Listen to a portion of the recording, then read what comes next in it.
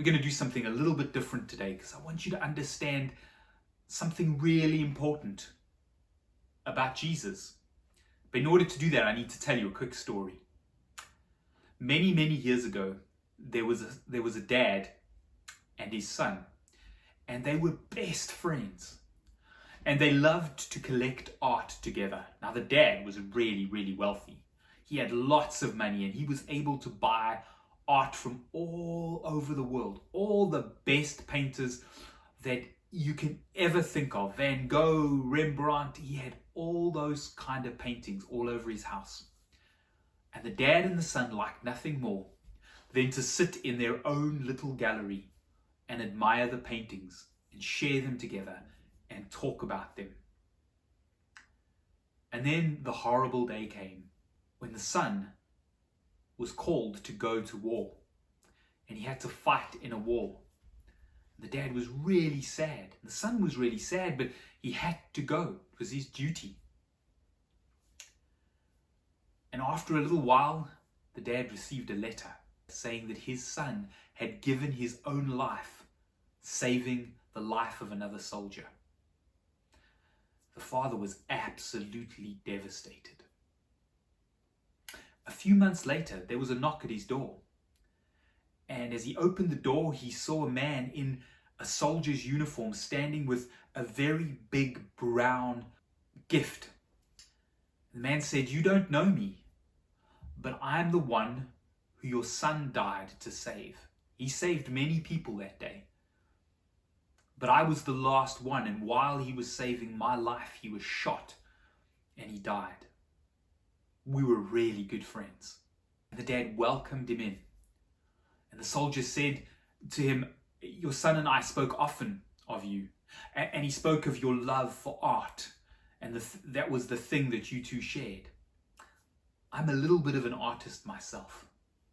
And so I have painted a painting of your son. It's far from a masterpiece. I'm not well known. But I thought you would like to have it." And he gave this big box to the dad. The dad opened it, and it was indeed a picture painted beautifully of his son. And he was amazed at how well it captured the life that was in his son, especially in his eyes. He could see his son, and he thanked the young man and offered to pay for it. And the young man said, no, he saved my life, and this is where it should be." The father then took that painting and he put it in the most important place in his house.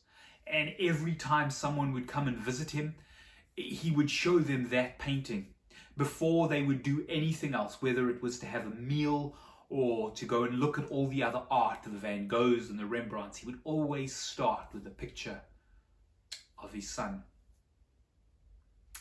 A few years later, the man died.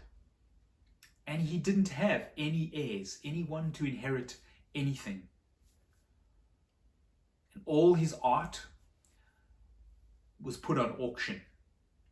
Now that just means the person who can pay the most will generally get what they want. And obviously, because he had so much famous artwork in his house, everyone who was anyone came to the auction.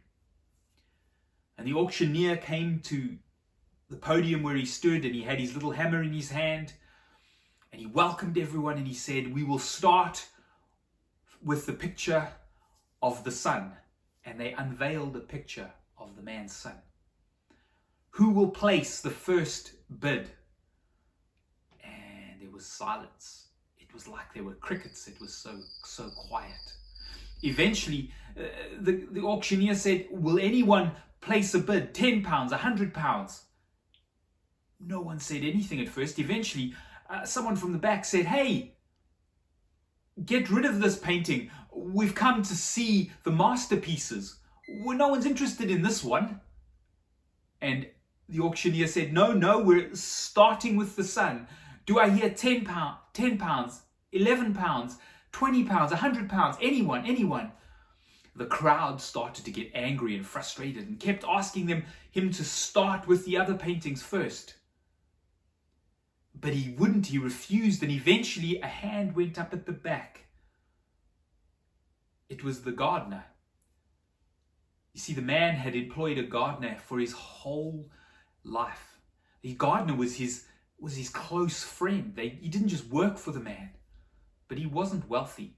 He didn't have a lot of money, and he said, I will take the picture of the son. I bid £10. It's all that I have, but I loved the man and I loved his son. I will take the son. And the auctioneer said, well, do I hear £20, £30? And the crowd started, just sell him the painting. And so the auctioneer said, do I hear anything? £10 going once, going twice. And then he hit his gavel on the little piece of wood. Sold for £10. And everyone started applauding because they felt that they could get on. And then the auctioneer held up his hand and he said, thank you everyone for coming today. The auction is over. What? How can it be over? Everyone started to shout. The auctioneer put up his hand and he said, when I arrived this morning, I was given a set of instructions, as I always am. And in the instructions, there was a stipulation within the will of the deceased that I was to keep secret until this point. And the stipulation was this, that the only painting that would go on sale would be that of the son. And once that was sold, everything in the collection would go with that painting. And so the auction was over.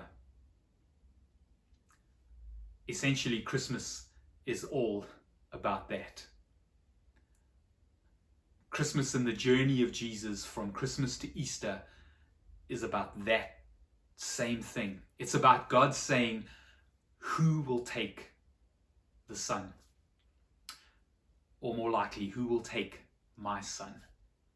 So as we think about the things we think about through this Advent period in the run-up to Christmas and beyond, the question that we all have to respond to is that question. Not will you enjoy Christmas? Not will you get the present you wanted or give the present you wanted? The actual question to answer is, who will take my son? See you tomorrow.